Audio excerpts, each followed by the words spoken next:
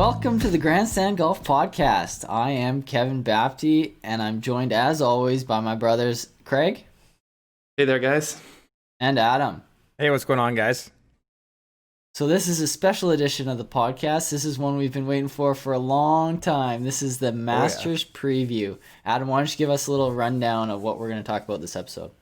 Yeah, so we're going to go right into our picks to win, our sleepers, our fade, our top Canadian, and our one and done. We're going to talk a little bit about what it means to have the Masters in November, some of the changes we might see. We'll do a deep dive into the field, who's in, who's out. And then we're going to talk a little bit about our favorite Masters moment. We're going to go deep into some history here and talk I'm about throwing out a wild prediction right now. I bet you Kevin's involves Tiger. Yeah. It involves some red. Shocker. Oh, it involves some red. Shocker. I get those goosebumps going. All right, guys. Well, let's just dive right into it. We're not going to sugarcoat anything here. Picks to win. Adam, let's hear your pick to win the 2020 Masters. I'm up first, hey? You're up first. Okay, so I feel like a little bit pressured. When are we taping this? It's Friday, November 6th. I feel like I've got enough research in. I feel like I'm 95% of the way there, but I'm just shooting my shot. My pick to win, Rory Mcilroy. Oh, Rory, completing the Grand Slam. Completes the Grand Slam. So, what do we know about Rory in the Masters? We go back to 2011. He's a 21-year-old kid, and he has the famous heartbreaking collapse on 10T. He just sprays it left. It's the first time I knew that there was cottages on the course. There's things over on that left side that no one knew existed until that. I don't have the complete Masters history, but I didn't know there was homes on the course. So then Rory's standing in between these homes. He gets out onto the fairway. Then he gets it way left again. He hits a tree. Like, he just completely unravels. He didn't even finish in the top 10 that year. I'm shocked he was 21 at that time. It seems too young, but anyway. There's the varying degrees of meltdown. That was total meltdown. That was complete meltdown. And the highlights are great. He's got the big pants on. He's got the shaggy hair. Little chubbier still. Some baby fat for sure. You know what? Can I interject here and say one thing about that I'll always remember is how after that round on the back of the 18th green, he did an interview, and that was the moment I was forever won over to Rory. He just said it like it was and answered the questions and didn't hide from anything. And I just had nothing but respect for him after that moment. So anyway.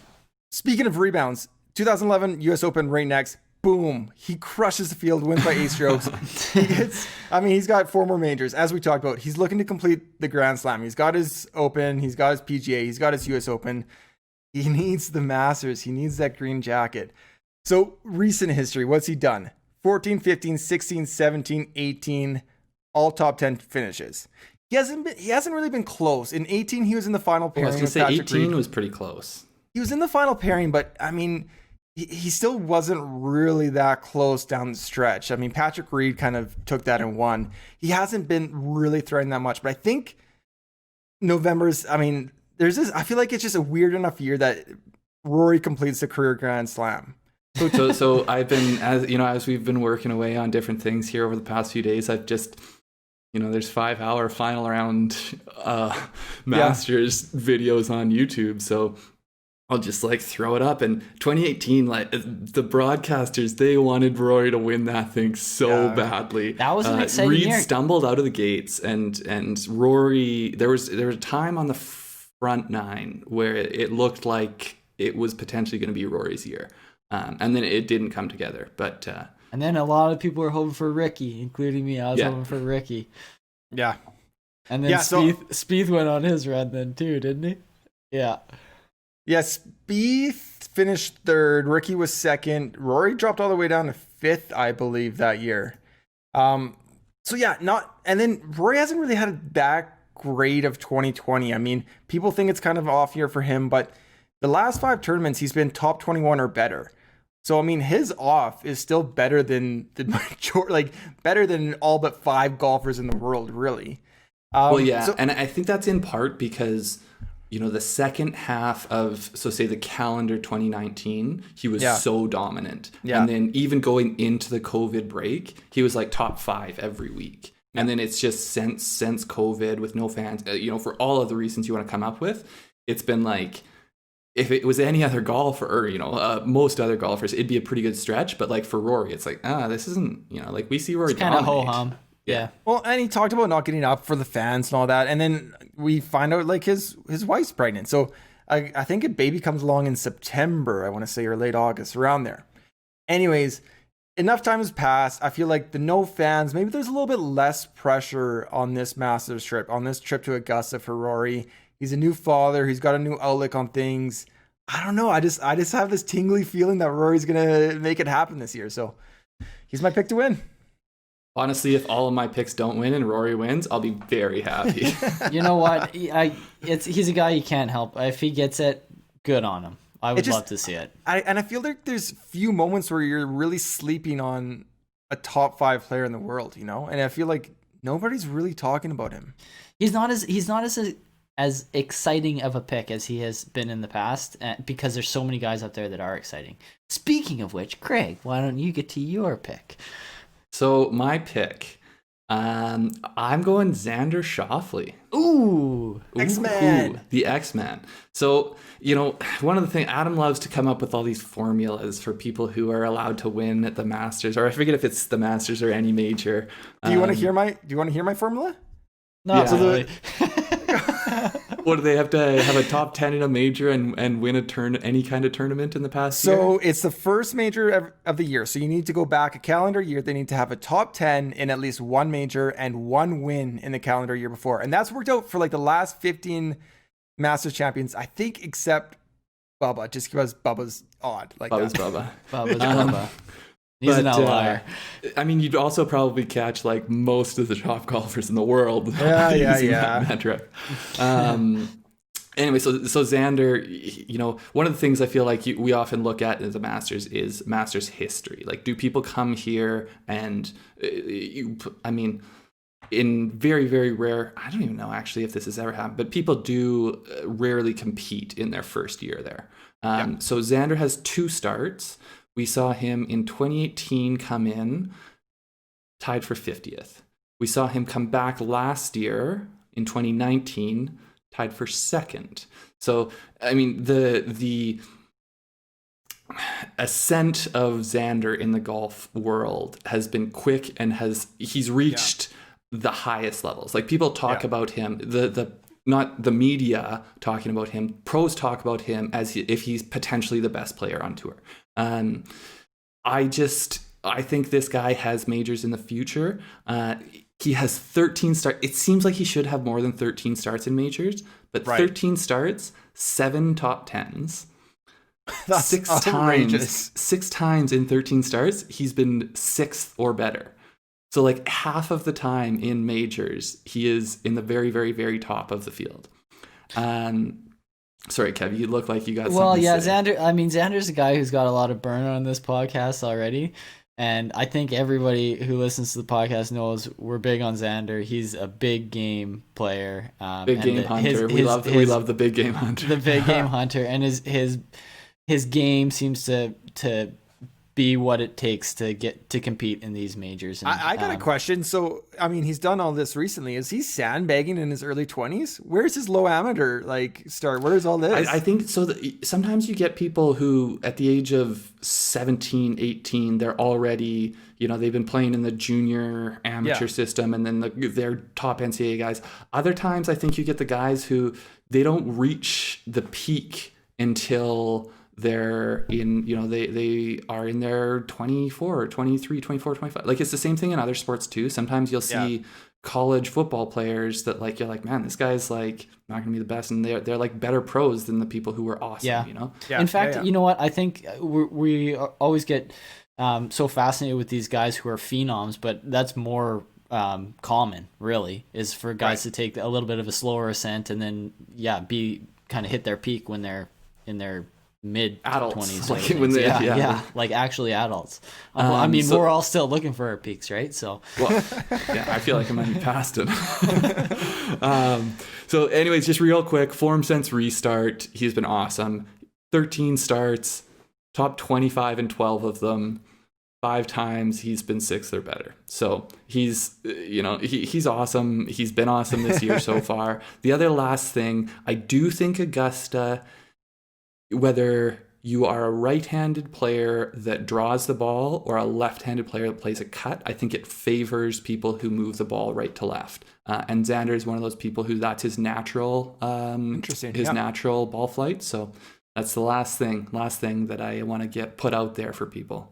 Yeah, that's Rory's too. But Rory, it is Rory's too. It went as far as the cabins. Sometimes the left a little there. bit too far left. Okay, well, you guys got Rory, Xander, couple big game hunters there so far. I'm gonna stick with that. I don't know if Rory is a big game hunter. I think Rory might be the big game. Yeah, maybe that's true. Well, maybe this guy's the big game too. Justin Thomas. Justin Thomas is my pick to win the 2020 Masters. Justin Thomas has 4 career starts in the Masters so far. T39, T22, T17, T12. I don't know if you guys see the trend there, but it's improving. Steady improvement. So it sounds like he's due for like a T6. Well, I'm thinking he's going to make a bigger jump than that. Justin Thomas, he's been up at the top of leaderboards throughout the year, before the restart, after the restart. I first picked him to win the Masters after the President's Cup in December. I was super excited about how good he was looking. I think he had just won the CJ Cup and then played in the President's Cup, and he looked awesome. So I put a wager on him then, and I'm happy I did. I totally stand by it. I think have his odds changed at all? Out of curiosity, I think they've probably actually gotten worse. They've gotten shorter. Okay, so yeah, so you're feeling pretty good about your position. I'm feeling good about that wager, yeah. But I just think he's ready to do it. Like there's not. I don't know that Augusta necessarily is the best fit for him. Like I'm not looking at things like that. I just think he might be the best player right now. And I think he's totally motivated. It's been a couple years since he had his major. I think, what was it?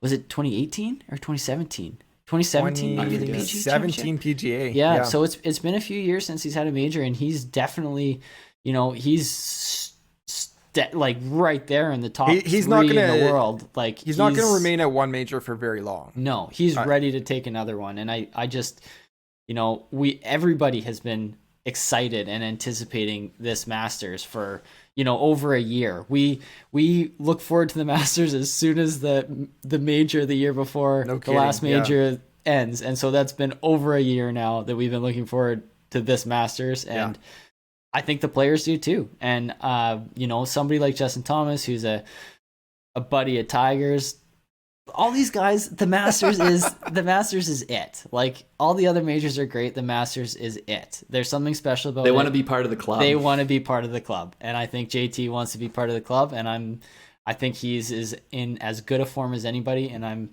not, I don't have my formulas, I don't have my models. I'm going with my gut here, guys, and so the one thing I say about JT that, like, I think all of these guys kind of have the thing they hang their hat on. And with JT, I think it's his approach play, his hitting into greens. I think he has some of the best distance control. And, when you're playing a course with all these shaved banks and everything, I think that is emphasized so much more than on these courses where you hit through, you miss your distance by a bit, and then you're chipping out, or you're playing off of it. Like if you roll down that bank and you have a hard comeback, you think 15, you go over there and you got to come back and have that downhill chip towards the water. The water. Yeah. But and his the short two game things, has been super impressive too. The two things that I think will be key for him to win it is driver, and not, just not having the mistakes, and then putting. Like when his putter's hot, he can be awesome, and he can make huge putts. Any one of these top players can steal it with a hot putting week. Oh right? yeah. So 100%. that's, you're rolling the dice when we're talking about like making picks. It's just with JT, I feel like with some of these, like Rory, for instance, I think approach can be a huge question mark. But for JT, I think that's locked in. It's a matter of, is he going to get loose with his drive? Right. Yeah. But you know what? I would say Augusta historically has been a course where you can get away with it a little bit. With a little bit of I tend to agree with that. Being a little bit wild off the tee. So I did factor that into my decision. I'm not gonna lie. Your gut takes that into account. It takes that into account. So okay, so we maybe didn't venture too far to the top, like 6 or 7 in the world there. So let's talk about sleepers now. Adam, do you want to start off sleepers? Yeah, so I guess you got the greatest sleeper from like 5 years ago, so why don't you lead it off? I guess we should say like what our standard is. So a sleeper is, what do we say, 70 to 1? Or well, sometimes you go and you get sleepers who are like 30 to 1, and it's like, well, I mean, yeah, maybe that's like a sleeper as compared to the guys who are 10. I got a sleeper guys, Bubba and Patrick Reed. Yeah, that's not really a sleeper. 2 past champions. Yeah, okay, thanks. Go way out on a limb there. No, so who's your sleeper? Well, I first want to say I don't know if there's anyone really longer than 70 that I think can win. So I'm taking someone that's a little bit close to my heart.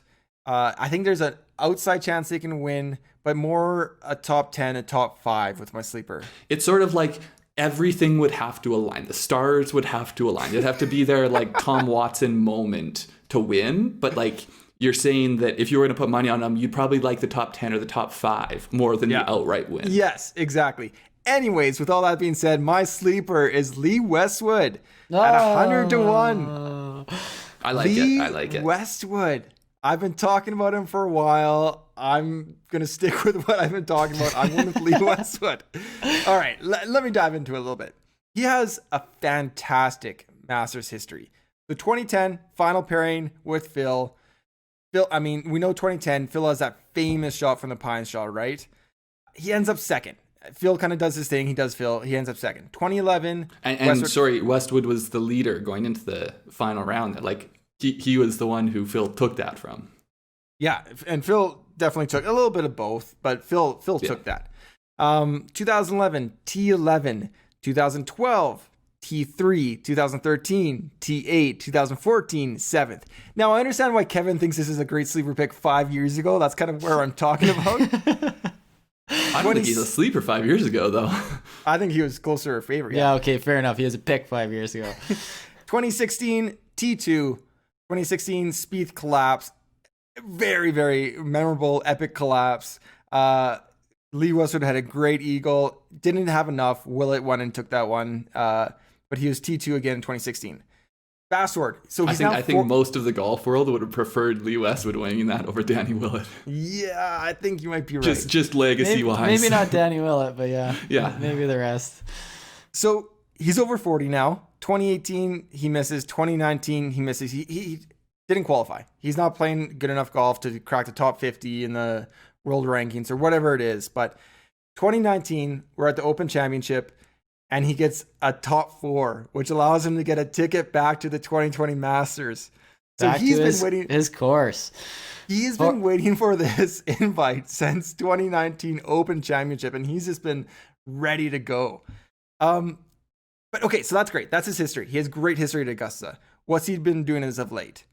Since the end of August, he's played in 7 events on the European Tour, not in PGA, but on the European Tour, and he is a top 20 in 6 of them. If we look at the entire Masters field, in the past 6 months, Lee Westwood has the best strokes gained tee to green. Yes, it's different courses, and he's playing in Europe, but number 1 strokes gained tee to green. He's great off the tee. He's up there. It would be, I mean, he doesn't have a major championship. He's been close so many times. It's, again, maybe it's just the stars align and he gets his green jacket. And his legacy even if you want to discount the Euro Tour strokes gained versus PGA, blah, blah, blah. Okay, so still, if he's leading, then discount it. He's still doing pretty darn good. You know, like for 100 to 1 shot, he's still in good form. Yeah. So, I mean, I think it would be amazing if he win, but I'm just happy if he's there on Sunday in contention. I think it would be a great story. Hopefully he can get, and hopefully this isn't his last Masters. He's now in the top 50 in the world, so hopefully he can kind of continue this. Hopefully he can get a win and play for the rest of his life. Yeah, he was, I want to say he was top 20 at the US Open as well, wasn't he? I'd have to look that up. Look it up here, but I want to say he was either 16th or 18th, tied for 16th or 18th with the one tournament he has played over here. But yeah, no, Lee Westwood. He was T13 this year at the U.S. Open. That's T13. right. Yeah, okay. So there, you wanna, if anyone wants to discount him because it's all Euro Tour, beating up on the Euro Tour guys, then Winged foot. Yeah, winged foot. That's about as tough as it gets. So it's just outside the top 10 there. I think, I think people would absolutely love it if Lee Westwood has his moment. And the other thing, aside from his Masters history, he's also like the classic, like he doesn't have a major, does he? No, he doesn't. So like he's got how many second places in majors? I'm going to say at least 5. So for him, 3. He's got 6 thirds, 6 thirds, 12 top 5s. So yeah, it would just be so awesome to see him get one. But it's a bit of a long shot. He's 47. There's a lot of good young guys right now that he would have to fend off. So it'd be a great story. It would be a storybook for sure. All right, Craig. I've heard enough Lee Westwood talk. Okay, well, we'll take a few years off this. We'll go 20 years younger. I'm looking at Cameron Smith. He's 80-1. He's a 27-year-old Aussie, if you don't know who he is. 2 PGA Tour wins. He's got 2 wins, European Tour, but it's the Australian PGA Championship. He has played 3 starts here. He's got 3 starts here, 2016, 18, and 19. May not have known he had a 5th here before. I didn't actually know that till I looked into him a bit more. 2018, he was tied for 5th. So, not Rory, Dustin Johnson, Jordan Spieth type of history here. Oh, Tiger, I guess that's a good one too. But but he has got into a top 10 here before, and he's got a great current form. Last 7 starts, 6 top 25s, coming off of an 11th at the CJ Cup and tied for 4th at Zozo. So he's in really good form. I think that. So maybe it's just me, but some of these Aussies start to blend together, like Cameron Smith, Cameron Davis, I think there's a Cameron Percy too, isn't there? Yeah.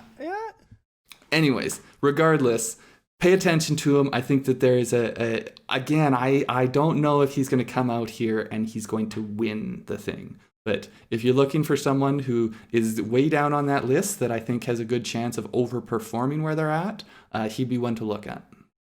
Okay, well, following that same theme, somebody who's, in my eyes, too far down, who is a gamer and loves nothing better than competition, and might be the self-proclaimed greatest golfer ever, Ian Poulter. At 140-1, he is making his 15th Masters start, so he's got some experience at the course, obviously. His highest finish is T6th. I just have seen him on the leaderboard a number of times, whether he's had some bad rounds in there at various times to kind of pull him out of contention. I think he's made the cut at the Masters every time he's played it.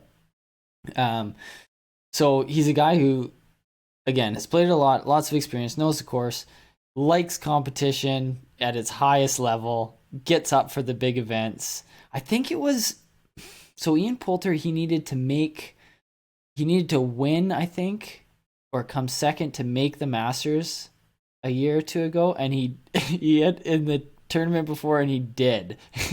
Oh, wow. He made a putt from like 20 feet and just gave a huge fist bump. I could be off with that story, but he's the ultimate competitor. When the stakes are the highest, he loves it. He loves the Ryder Cup. He loves the majors, And someone who can hang with anybody on the greens too. If he gets hot putting, totally. I mean, that can make up for almost everything out there. It doesn't matter who he's playing classic overachiever? Like, in terms of squeezing every bit out of the talent you have. Probably, yeah. And because he's not like one of these guys where his floor is so high he's always up there. It's like he can just raise his ceiling sometimes to incredible heights. And if he got into the final group with like Rory on Sunday, coin flip, coin flip. Ian Poulter, he's gonna believe he's the the best player in that group, and he's going to be slighted if people disagree. If you believe it. so you know, he got into the 2020 Masters with a top 12 at the 2019 Masters. That's how. Oh, he needed to get it to stick. No, but he might have qualified in other ways as well, but not this year, but in the past, I know he's done that. And my deep sleeper. Oh, sorry, just real quick on Ian Poulter. Is Ian Poulter like Brendan Todd? If Brendan Todd kept doing this for like 15 straight years, you know? Is he that accurate? Well, like I think of Brendan Todd, I just think of fairways. So overachieving with the, I just think of overachieving with the putter and like not the best ball striking, you know, like. Yeah, I don't know. I feel like the personalities don't match enough there. It's kind of like yeah, the Rocky personalities Road and Vanilla, don't. I just be more in like playing style. I feel like people that you're like, I don't understand how they get the finishes they do, you know, but they do. Yeah. So I'm gonna throw out a bonus deep sleeper, and this is more like a make the cut kind of bet. Come on, give it to our boy Bernhard Langer. The guy loves this place. 600 to 1. I don't know what his odds. I haven't seen odds to make the cut yet. Probably not going to win. Get him on the cut. He's going to get within 10 strokes of that leader. So let's discuss the cut we talked about on our last podcast guys who have made the cut at 65 or older, I think. Yes. Yeah, I was just going to look up how old he is. He's 64. Or I think he might be 65 this year. So he could add his name to that list. Add his name to the list. Does it count? He's only 63. So he's only 63. So the cut at the Masters is it half the field or anybody within 10 strokes? Within 10, yeah. I'm pretty sure. Okay. And it usually is anybody within 10 strokes, I believe. Is it half? Yeah, it's usually within 10. I don't know if it's half because it's already limited field, right? It's 96 people. Yeah, I thought it was top something or anyone within 10. Okay, it might not be half. Because half seems pretty tight with how few people there are in it. I agree. But okay, so let's move on to our fades for this week. Now we're not gonna be, you know, fading sissies on this. I'm not gonna fade, you know, Fred Couples or something like that. Although, well, I would hope not. Fred, another great bet to make the cut. So we're fading guys that are legitimate, you know, in fact, probably major winners in most cases. So let's go down the list. Why don't we start with you, Craig? Okay, so I feel like I'm taking a bit of a soft one here. Okay. Let's hear it. Maybe Adam disagrees with it. Okay, so I'm fading Brooks Koepka. I get it. I know that he's the major performer in terms of performing in the majors, but so when you say soft, maybe like soft tissue, you mean? Soft tissue. So you know he's coming back from the knee injury. I think first things first. That's what we have. Everyone knows that. The thing to me, so you know, since the restart, he has been in contention once. He had like a single time he's actually contended in a tournament. He was tied for second at the St. Jude. He has 2 top 10s. So like, you know, there's contention where you're potentially going to win, and there's like the backdoor top 10s that these guys always get when it's just like they're. You know, don't forget the PGA Championship too, though. He was in contention in that. He didn't finish well, but he was in contention. Yeah, he was talking some smack there. Yeah, he was talking some serious smack about how much he was in contention, in fact. This is true. But okay, so I think one of the things that we miss a little bit with Brooks Koepka is how good he is off the tee, or how good he when he won, what was it, 4 majors? No, 2 4 majors. 4 majors, man, that's more than I thought. Yeah. It always is more than it feels like it should be. 4 and 7 starts is what he did. So when he won those majors, 2017 he won 1, 2018 he won 2, 2019 he won 1. His strokes gain off the tee those years, the lowest it was 0.6. In 2018 it was like almost 0.9. So like those are elite. Those are you know, especially the 0.9. That's top 5 numbers in the PGA. In the last 3 months, he's losing strokes off the tee. So if you're someone like Brooks, where it's about, you know, you need to be overpowered. Like if Rory's losing strokes off the tee, we're not going to want to pick him to win a major. You know, it just, we are filming this on Friday. He is playing this week. And I guess he's done playing this week. But he made the cut. Oh, did he make it? Okay. Yeah, so through 2 this week, he is gaining off the tee, but he's still losing strokes tee to green. So I just think if someone like him is not going to be striking the ball well, he's not good enough. He's not a good enough putter to make up for that. Like, he needs to be firing on all cylinders as for the type of player he is in order to win this thing. And maybe he goes and the last 3 months he tosses that out the window and just looks like a completely different golfer. But I just don't see it happening. Right. You know, I agree with you, Craig. And to be perfectly honest, Brooks was going to be my fade until you claimed him. So I'm going to have to take a different route here. But I feel like there needs to be a counter argument to Brooks. Okay. Can fine. I have the floor for like a minute and a half here? Okay, I'll time you. Go. Okay, so Brooks, we said he has 4 major championships, right? Since his first major win, he's only had 1 start at Augusta. So he missed the 2018 one because of injury. He's won 4 majors since. He had 1 start at Augusta in 2019, and he was tied for second. A little guy named Big Cat Tiger took that one, but he was tied for second. That's the only time he's played this course as a major champion. I mean, it's Brooks. Like, he can turn it on at any time. He doesn't win regular PGA tournaments. He wins majors. Listen, you can't discount him. You can't discount him. At the 2019 Masters, he would have been coming off of 0.9 strokes gain off the tee, and I would not have faded him. So I get you. When he's on his form, I would never fade him in a major, but his game is not in a great place right now. That said, these great players sometimes can turn it around on a dime. So that's exactly. I think for 90% of the field, you need to be coming into form to win majors. For those top 10%, have it be Rahm or DJ, Brooks can turn it on. He can be plus 1.1 off the tee this week just out of nowhere.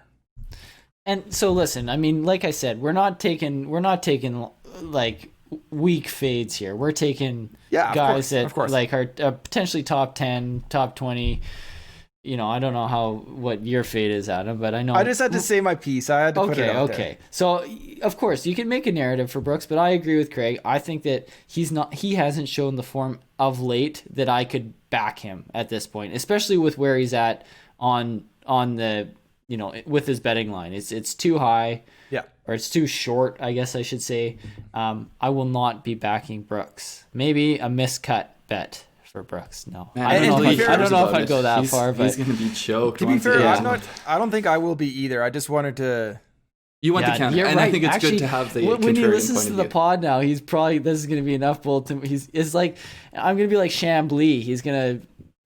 put up a clown picture of me and he's gonna come after I'm getting an invite to wherever his house is in San Diego and you guys aren't. So like I said, I was thinking Brooks as well, but because Craig took him, I'm gonna go with somebody who's got even shorter odds. A lot of talk about this guy leading into it. The big guy, Bryson Dechambeau. Beefcake Bryson.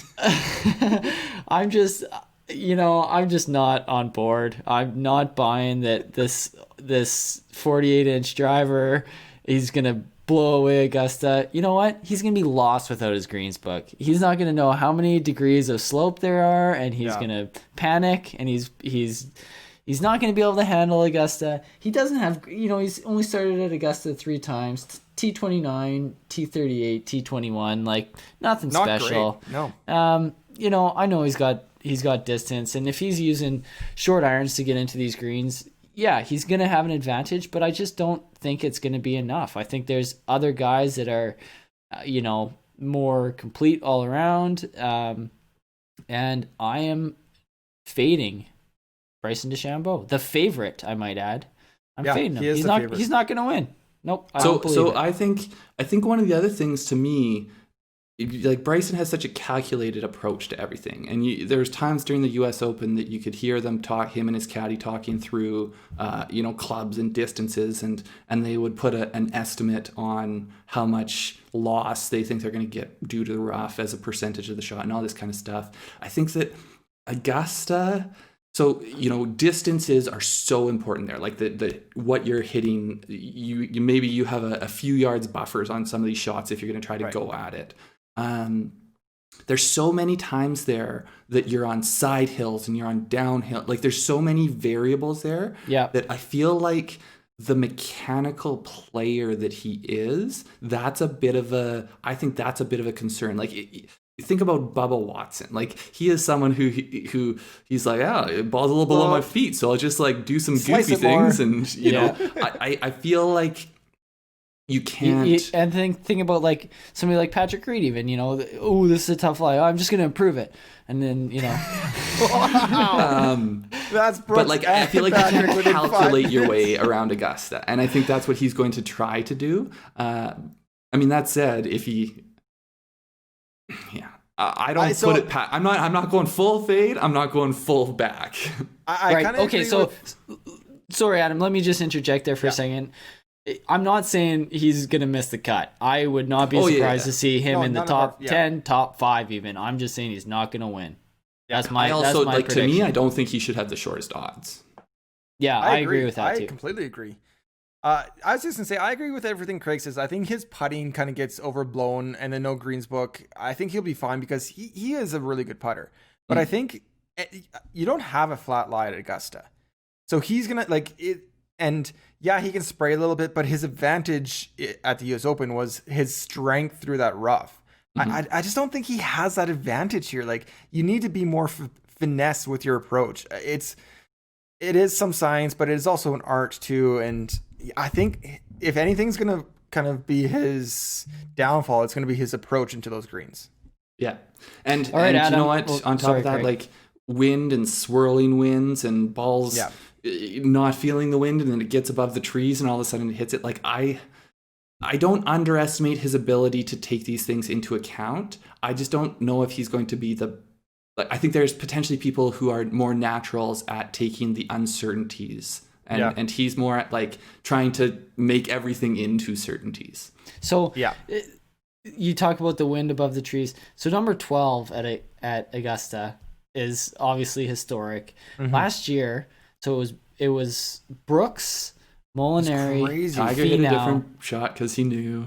Yeah, Tiger knew, so he hit a different. No, but all those guys who were in contention, obviously playing well, all hit it in the water. And you saw everyone come through there, and they all had the same miss. And you're like, the best pro golfers in the world are being not fooled. They're being fooled by this, and it's knowing the course like Tiger did, to play to not play to the flag like it seemed like you could, but to play to the middle of the green. And I just those like calculate like you can't.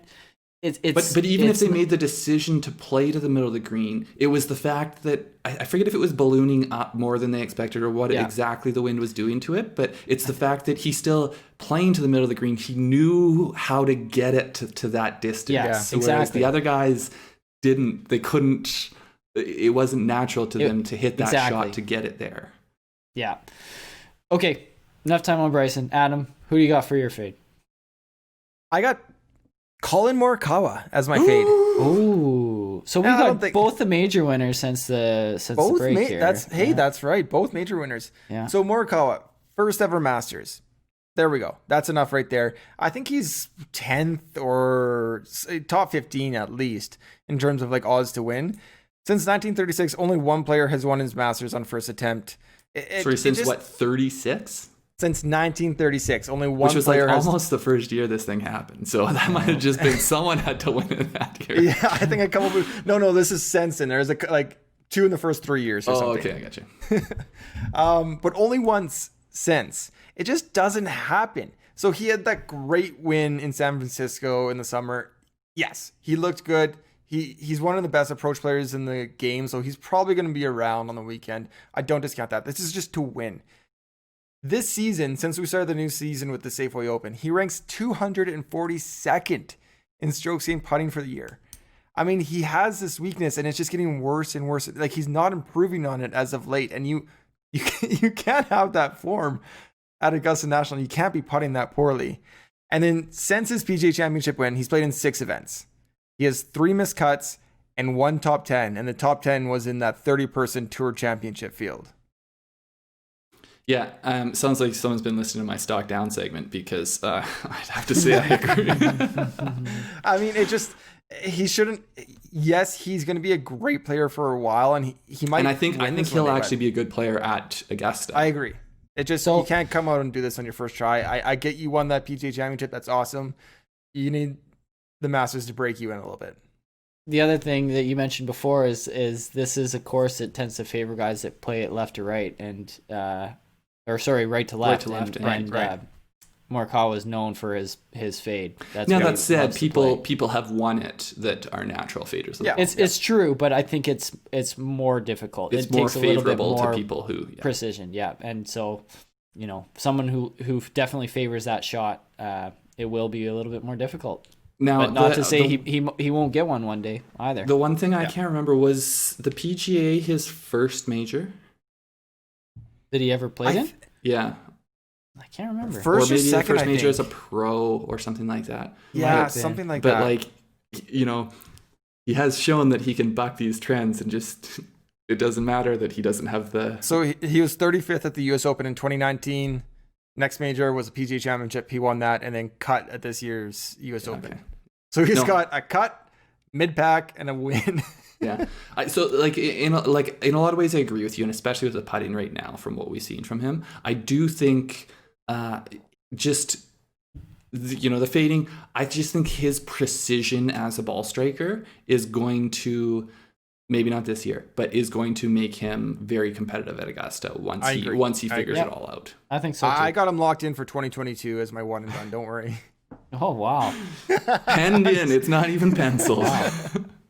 Hasn't even qualified yet, but I guess you're just taking that for granted. Okay, well, let's move into one that's he near and dear. Did qualify with his PGA Championship. Oh, did he actually? Well, it'd be pretty close. Oh, my bad. All right, well, let's get into one now that's near and dear to our hearts. Top Canadian. Craig, why don't you kick us off with this one?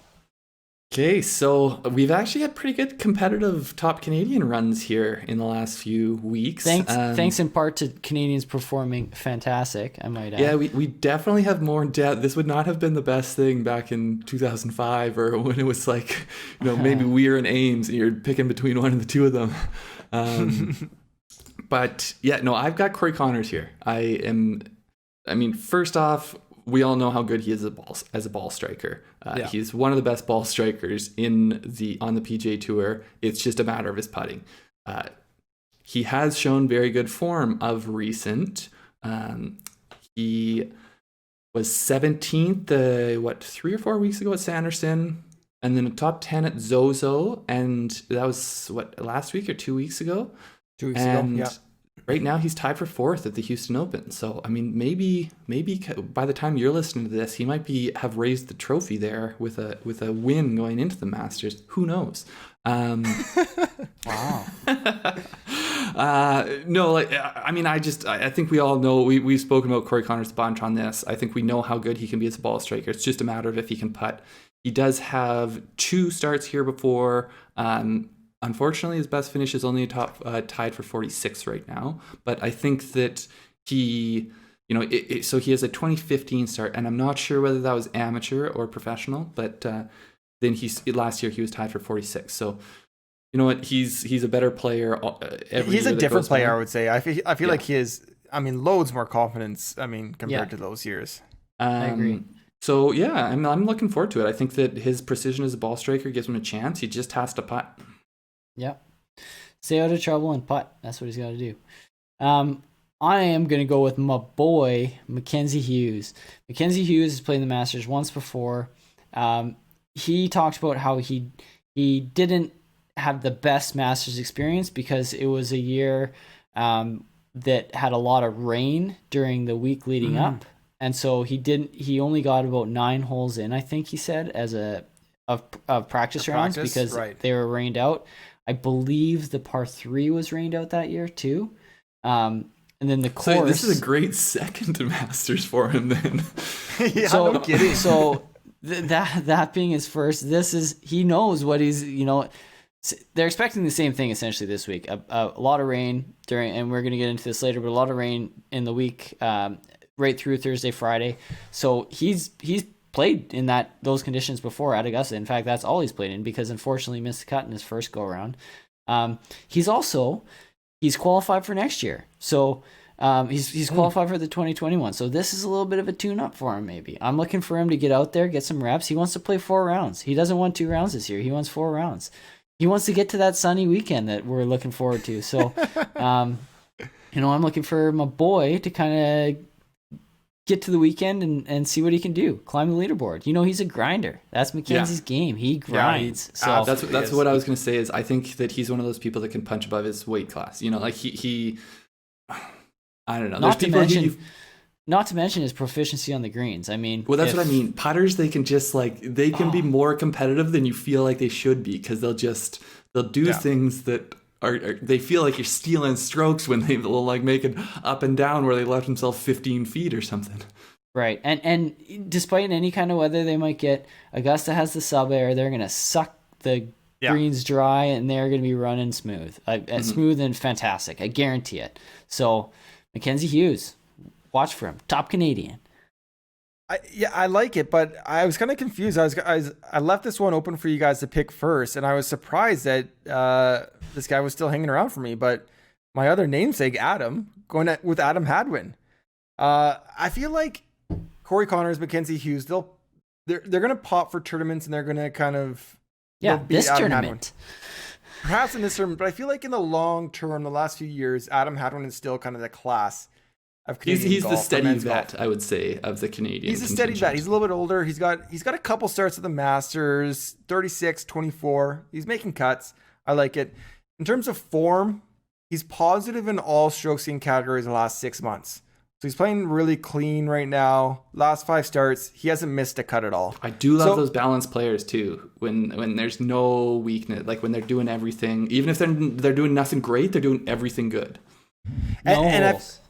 Yeah, exactly. That's how I feel about him. And I feel like Connors and Mackenzie Hughes, they can maybe pop, maybe a little bit more volatile earlier in the career. I feel like Adam Hadwin's just kind of maybe more complete, a complete picture right now.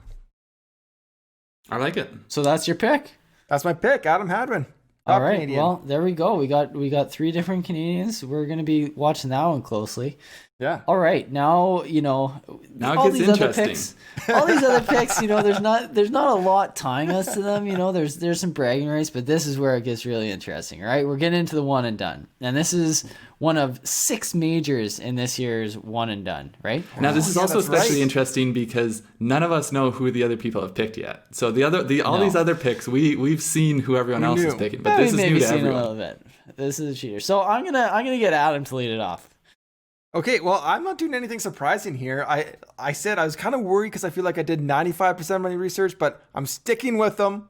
I'm going Rory. I thought you might. All right. I mean, I can't pick Rory to win and not pick him as my one and done. Like, what am I doing if that's the case? So, Rory, I don't know. It still makes me nervous. I'm kind of scared to really plant my flag. I like it. He's my one and done. I like him as a player. I think it's going to just cement that career Grand Slam for him. He's going to dominate off the tee like he can.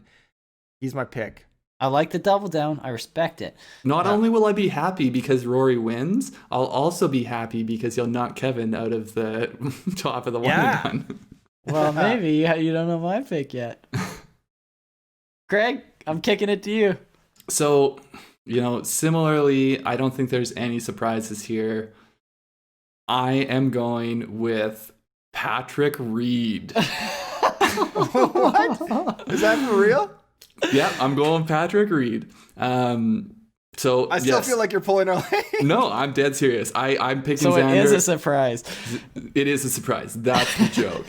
Xander, I still think he's going to win it, but I might be saving Xander for a course.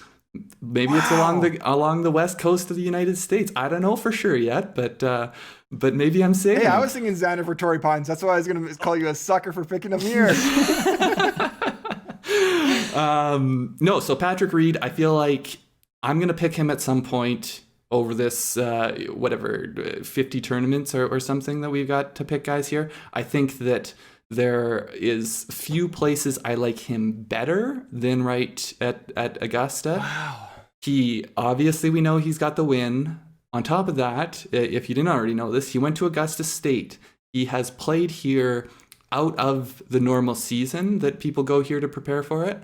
I was reading an article about how he's talking about how it's going to be long and it's going to play longer. It's going to be firm. It's going to, he understands how the seasonality is going to affect it a bit. Now that you can understand it all you want, you still have to go out there and execute it. So it is what it is, but I think he just has such a good chance of achieving more here than he does of achieving at other courses. So I'm taking him here. And, we've spoken about it a couple times. He's a natural drawer of the ball. I just think that, I'm taking Patrick Reed.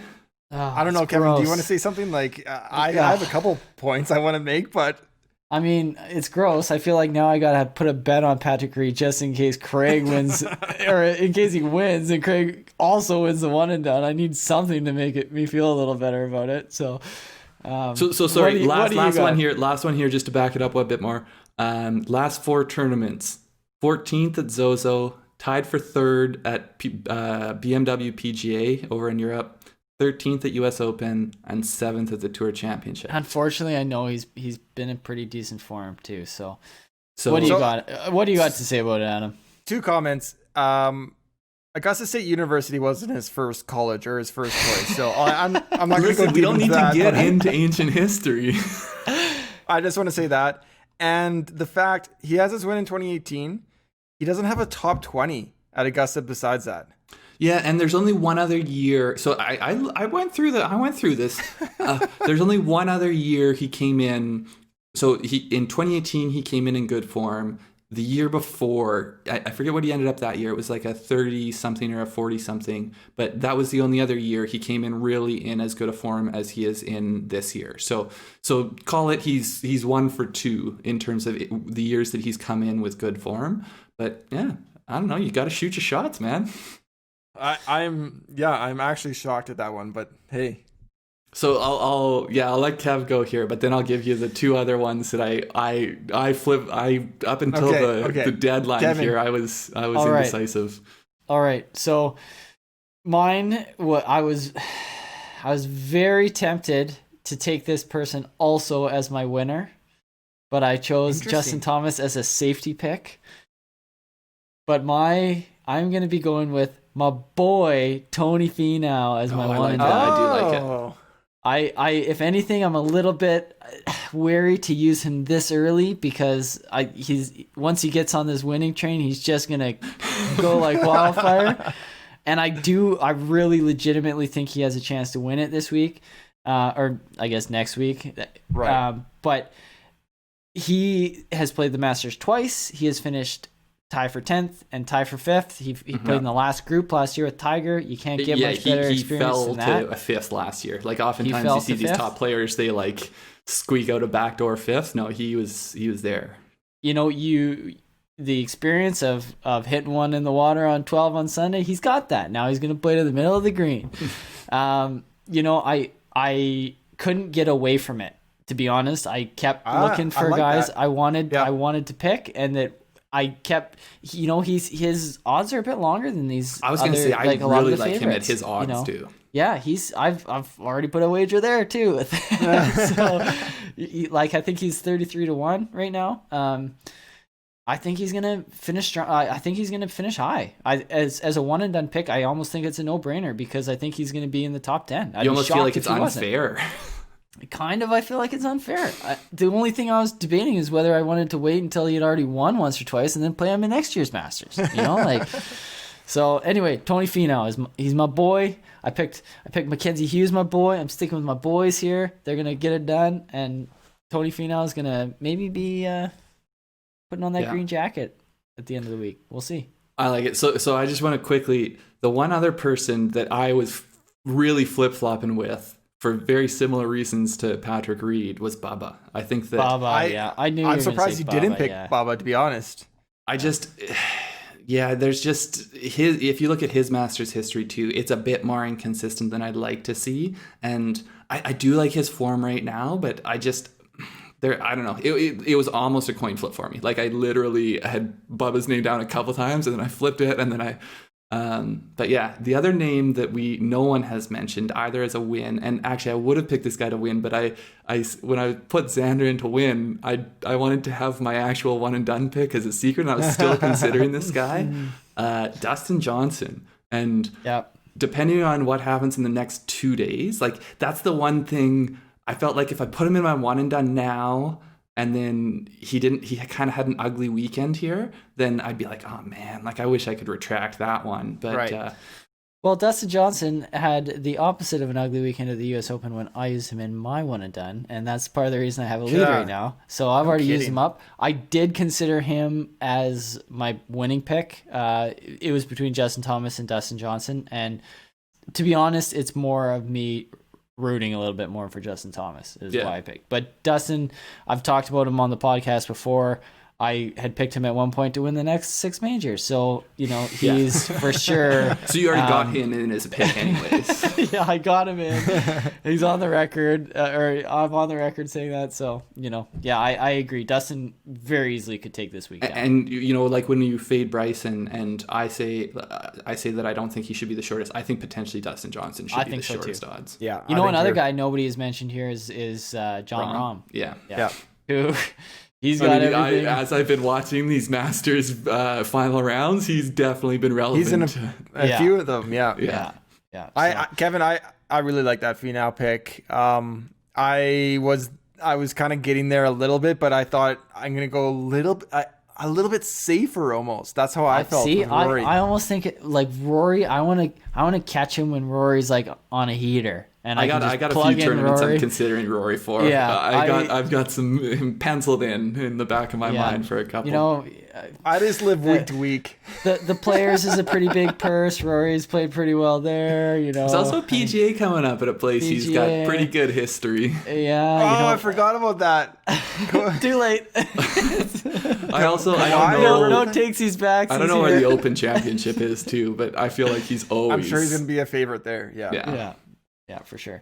So, okay, guys, we've made our picks now. They're on the record. You can't take them back. Let's get into a few quick notes about this year's tournament. So, first of all, we got a November Masters. It's never happened before, as far as I know. How is it going to be different? It's going to be beautiful. It's going to look so cool with the fall. I think it will too. Have you seen photos from this week or like the last little bit here? I don't think so. Not of like the foliage. I've watched every single video that comes up online for me about them trimming. I've watched every single video that comes up online about them trimming the cups and grooming it, opening the gates, whatever it might be. I'm watching it, but I guess so. But I'm so excited to see how it looks, like you say, like the fall colors, and it's gonna be spectacular. And so I think we'll get.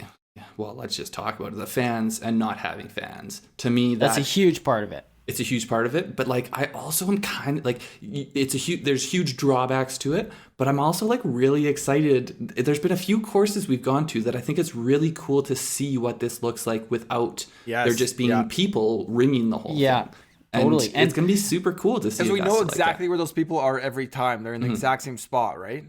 So I also think that at all these courses that we've seen since the restart where there's no fans, there's always a fair number of people kind of lingering about, whether they're volunteers or maybe family of players or whatever they are. I kind of feel like at Augusta you might just see nobody. It'll be pretty tight in terms of... and anybody who is there, they're in their green jackets, they're blending, they're hiding behind trees so they know they're not in certain shots or something. It's possible that there could just be nobody there. Or do you think there's going to be the high class, high society, you're just going to see, there's Condoleezza Rice behind the tee box? She's a member, so she'll be in her green jacket as a marshal, and you'll be like, oh hey, there's Condi. She just found that ball for that person. You have to have some officials. That's cool. You have to have some officials out there and stuff, but I kind of just feel like they're going to try to make it so it's a super unique. I hope they do. That'd be so cool. I think it'd be really cool. And we talked about on other podcasts, what's it going to look without the grandstands there? That one for me between 15 and 16, that. Right. So I don't even know what that side looks like. It's just that's where the grandstands are and the patrons. Right. So, what's there? So I think with those like? two things, with it, I mean, being the pandemic year, I think the weather might get overplayed. I don't think there's actually gonna be that much of a difference with the overseeding. I think they can make it play how they want it to make it play. And you know what I've heard? I've heard the temperature is expected to be very, very similar to what it is. Yeah, that's what I heard April. as well. Yeah. So now, like I alluded to before, it is supposed to be wet from Monday to Friday. So it's going to be sloppy the first couple days, and they're probably not going to get as many practice rounds in potentially. So we'll have to see there. But then it's supposed to be beautiful on Saturday, Sunday, which is, I mean, it makes for awesome viewing. Now the one thing I was going to say though about the temperature, like the numbers might be the same, but let's be serious. A fall cold is much colder than a spring. Like, oh, it's sunny out, it's spring, it's so nice. A fall cold, you're like, oh, it's so chilly. Why do you think my picks are UK guys? I mean, come on, I know. I got the mutters. Yeah. So the other thing I wanted to talk about with that, or we Adam had mentioned, which I think is just ludicrous, little insight. Ludicrous is the different pin locations because they're going to be back-to-back Masters. Or I just don't think that was not the brilliant insight. I thought we were going to the next one which is a yeah, brilliant insight. I thought it was ludicrous. The new pin locations. Come on, you think the Augusta committee, whoever is going to be, the Sunday ones will be the same for sure. They'll be the same. I was just throwing notes out there. I don't know. Throwing ideas. I spitballing, fair enough, but these are people who just recently let women into their club like 3 years ago. So quick no and move on. They're not quick to change. No. So what's the next brilliant insight, Craig? The brilliant is split tees, and you asked what will it be like starting on Amen Corner? And I think that's the brilliant one to me. That's a brilliant question. That talk about a daunting first few holes, like 10, 11, 12. Whew. And so this is a daylight thing, right? This is they need to get the rounds in. And so for just the first 2 days, they'll be starting split tees. Or is it on the week? I'm assuming it's not. Well, I mean, okay, so I actually looked it up. So it's top 50 in ties or within 10. I mean, we could get 80 people through, right? So we don't know. I think it's up in the air for the weekend, actually. I don't know that they know for sure that they're not going to be doing split tees on the weekend. So yeah, I mean, there's a couple things. There's AM, PM, PM, AM, and then first 10 or 10 first, right? So it mixes up different ways. As a newcomer, like, do you want to go AM first tee and just feel like there's a sense of like easing into Augusta, or like, I don't know. So typically, and like I was thinking about this recently, because we always do the showdown videos and we talk about different things and where it's most advantageous to start. I feel like personally, I would rather go late on the first day and then go, play until almost, especially this time of year, almost till it's dark, and then you wake up and you play first thing in the morning. That's because it just feels like a better flow. You just like to have as much information as possible, and I know you'd be taking insights from the first round, and I think that's fair. But I also feel like if you were playing well, if you don't play well, then I feel like potentially like if you don't play well and then you don't have any, you maybe have a half hour or something you can squeeze in the range afterwards, then I think that is worse. But if you do play well and you have momentum, I feel like I would rather just like, okay, sweet, I'm going to go to bed, I'm going to keep this going in the morning. Otherwise, it's a full 24 hours you're waiting to get back, right? Mm-hmm. I completely agree with that. Yeah. Anyway, I think it's really unlike any other Masters, and that people will be starting on the 10th tee. Like that's a total game changer. It really is for the Masters experience. And that was something I wanted to mention, is that these guys who it's their first Masters experience, it's kind of a bummer. Like they're not gonna have the patrons there, which is like a huge part of it. They're not going to be a par 3 contest. And then even the split tees, like I'd be like, I don't want to start on 10. If it was my first Masters, and like, there's some guys, they don't know if they'll get another Masters. It's not like they're definitely going to be, this is their first, like Collin Morikawa, I think he's pretty safe in the fact he's going to have future Masters. But yeah, I want to go out there and start on 1, and I would want to do that both days, so that I'm totally. in the groove of my round by the time I get over to the backside. Totally. Yeah. So let's dig a little deeper into the field here. Obviously, you're mentioning Morikawa. However, somebody like Victor Hovland, he's not even in the field this year because the field was set in March. Victor Hovland, Daniel Berger. So we're talking Victor Hovland 24th in the world right now. Daniel Berger 13th in the world. Aren't even in the tournament because it was set in March, which I think is fair that they had to have a cutoff at some point to set the field. And they decided to do it like they did, and that's the way it is. These guys are going to be in for next year. I think it's fair, but I still feel like they could have come up with a better. I feel like obviously it's fair. They made the rules at the time, and these are what the rules are. If I were them, I would have had better ideas when I was brainstorming what we should do. It's all It's they have their traditions. They're going to stick with them. Nobody's going to convince them otherwise. It's just odd to see. It's usually limited field, but 130, 140 players for a regular PGA Tour event. We're down to 95. Yeah, it's always small. Like that's a normal Masters thing. It's just to me, it's more. So this is the first time I think ever that so we're taking the field from April and then we're moving that 6 months ish into the future. But come up with some creative way. If there's people who like Berger or Hovland, that it feels like it's not a smart thing. So leave yourself 5 discretionary invites that you are going to leave at the time, or whatever you want to do, or they're your top alternates. And then if people can't play, like Neiman, who we've just found out has tested positive for COVID, is not going to be able to play. So they're at the top of your list as alternates. But you know what, Craig? I don't mean to cut you off, but it's set. Who cares? These were the rules. This is a Masters. They do whatever they want. And I agree with you. Maybe they could have come up with something more, creative and left some spots. But whatever. It's set. Maybe they could have had black members before the 90s. It's also just bizarre. We're not gonna change their minds until they want to change their minds. But it's bizarre in general because we're taking it from March till now. So all these winners who aren't in the field, the week before, you're not going to. Carlos Ortiz, my sleeper this week, is not going to play his way in. Yeah, it is. And you have people like Molinari, who's played potentially 6 rounds. Did he make the cut? No, he's actually made. He's actually playing good. I wanted to mention potentially my sleeper. Some guys who have played fairly well so far this week at the Houston Open of note: DJ, Finau, Adam Scott. So DJ is especially intriguing to me too because he did not have a great first round and then had a really good second round. Jason Day, who he's shown up on Masters leaderboards before, and Molinari's I think sitting at 200 at the Houston Open. My only point though, a lot of time we're getting people peeking into the Masters, and I feel like more so than ever before we're going to have people limping in with wins from 20.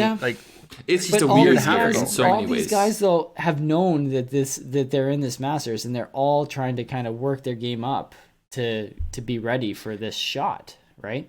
If you get in the top 12, you're there next year. If this is your shot, shoot your shot. Well, and the people who we feel like it's egregious they're not there, or say they've won and they don't otherwise qualify, like a Hudson Swafford. I'm pretty sure he is in for the April Masters. So it's not like these guys miss out on their chance to be in the Masters. It's more just this year they're not in this one. If we could have provided some flexibility, but we don't, and it is what it is. It's just it's going to be different. Yeah. Okay, guys. I think we're running a little long here. Why don't we kick it to our favorite Masters moments? Craig, why don't we start with you? Okay, so I am a sucker for a good Australian victory. First, and I'm pretty sure only one here. I'm going Adam Scott's win in 2013. So I was watching. Of course, I'm gonna go watch it, and it's hard because there's 2 moments from it I feel like that need to be mentioned. Because 72nd hole, he's in the second last group. Him and Cabrera are tied. Cabrera is in the group behind, and he has a putt that I want to say maybe 15-ish feet. And it's actually somewhat similar to the one he ends up making later on, but he makes a birdie. It's a snaking one that just sneaks in the bottom side and does the full 360 as it drops, where it was so close to missing low side. This is back when I'm pretty sure it was anchored back then. I think he was anchored back then. I was just going to ask that. Yeah. But it's also take yourself back to 2013. This is when he's coming off. The year before was his Open Championship. It's not a collapse because he was up 4 with 4 to play, but it was just he made bogeys, getting himself into a bad spot on each hole. And that was a tough one. It was tough, and he handled it so well. Everyone, if you were not already an Adam Scott fan, you became an Adam Scott fan with how he handled himself after the Open Championship. Thing I didn't mention, 72nd hole, it's pouring rain. It is absolutely pouring, big raindrops. Adam Scott's in his white Uniqlo shirt. Looks like it should be already transparent by that point. But yeah, so anyways, Cabrera right behind him, now 1 down, knocks it absolutely stiff on 18, and then, taps her in to push it to a playoff. They both play 18. They both come up short. They both chip. Cabrera almost chipped it in for birdie. Scott makes a good putt. They ended up tied there. They go to 10. Cabrera had, so they both fairway green. They both have, I want to say they were both inside 15-ish feet. Cabrera makes a beautiful putt. I actually, until I went back to watch this, I forgot how well Cabrera played. He was already Masters champion at that point. He had a putt that it ended up an inch behind the hole, but it had to break 2 or 3 feet, and you're man, you could not hit a much better putt than that without it going in. And then so the door was open a crack, and Adam Scott closed it with the huge putt there to and then it was a little bit uncomfortable in our COVID times because he's hugging what's his name, the caddy, and Stevie Williams. Was it Stevie on the bag? Yeah, it was. It was his best Masters moment, Stevie Williams says. But yeah, so he's hugging him. And then teaser alert, he might be a part of my favorite Masters moment as well. The other thing I love about it is Cabrera and Scott were President's Cup teammates. And so Cabrera was the most gracious winner. And he genuinely, they always do the hug handshake type thing. He genuinely was happy for Adam Scott, even though it was one of these ones where he did everything he could. He was throwing his punches, and Scott was just one better than him at the end. It helps that he's won one too. It softens the sting a little bit. The blow. The one thing I remember about that Masters, it felt like a win for Australia. Hey. Oh well, so when he made the putt, the birdie putt on 18. Close. When he thought he won, I forget what it was exactly, but he yelled "Here we go, Aussie!" It's just you scroll through the Masters history, and there's Greg Norman, but Jason Day's been second. There's been a bunch of Aussies that have been there, but just never had it, right? Yeah, Day was actually in contention in that one, and yeah. So Adam, what's your favorite Masters moment? Yeah, so I'm going back just a couple years ago. Sergio.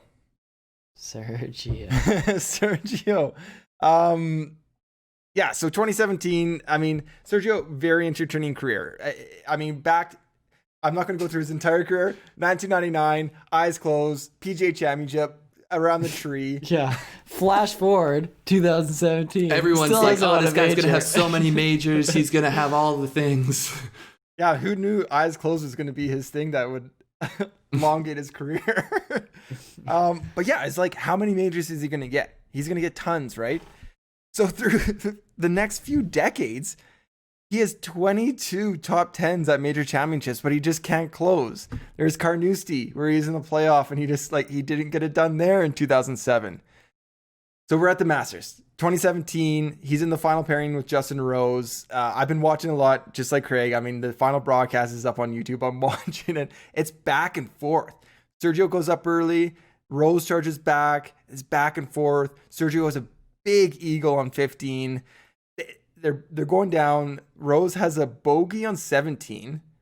They post a score at the 18 green. that they're now tied, and the patrons go crazy for Sergio. Like, I feel for Justin Rose a little bit, but they just go. And you hate it when like you make a mistake and everyone loves it. Like, oh shoot. But they just go like bananas for Sergio. So they're on 18T. They're both in good position. They both get it close. I mean, the classic 18T pin location. Justin Rose has it kind of along the bottom half of the green. He misses it. Sergio has a chance. He starts it outside the cup and it never goes in. They go to the playoff. Justin Rose sprays his a little bit. Sergio, boom, boom, boom, birdie, gets his win, names his daughter Azalea the next year. Like, it just all came together in like this magical Masters moment. Yeah, Sergio can rest easy. He can rest easy. He then broke the record the next year for the highest score on a single hole in the Masters. That's right. Yeah, it's just, I mean, it's a cool one. We were all watching it together in Winnipeg back then. Yeah, it's just a cool moment. See Sergio get it done after all those years. It was cool. Yeah, it was cool. Yeah, I do remember cool. watching it, and it was, I mean, yeah. I also was in the middle, we were there for unfortunate reasons in Winnipeg, right. But I was also in the middle of writing my first year law school exams on top of that. So I was like, I remember like trying to look at moments of the thing and like, oh. All right, Kev. Yeah, that was good. I do remember that. It was a good memory. Kev's like, yeah, great moment. I was cheering against Sergio. Yeah, it was good for you, Sergio. It was better memory, just who we were with, and that we were all together at that time. But so, I mean, my favorite Masters moment is a lot of people's favorite Masters moment. It's 2005 Masters with Tiger. The chip in. I mean, I don't really need to set the scene. Everybody's seen it. But my scene at the time was I was watching it in the house with my university house with my boys. And the thing I remember is that we pretty much, I mean, all huge Tiger fans. Craig might have been hungover on the couch. I can't remember. But I would not have been cheering for Tiger regardless. Yeah, Craig was still pulling for Rory. That might have even been pre-Rory. Pre-Rory. That's definitely pre-Rory. There wasn't a lot of hope for people to pull for besides him. But I remember sitting next to my buddy Tyler Welligan, and so all of us had the exact same reaction as Tiger that everybody's seen a million times. But it's like, we're all like, the chip is he chips it up and it's rolling towards the hole, and we're all like, oh, go in, and it kind of starts to stop. We're all like, oh, just for that brief moment, and we're like, oh, and then it just mirrored exactly the reaction of everybody there, the sounds from the TV and everything. I even think Welligan and I like missed our high five, just like Tiger and Steve.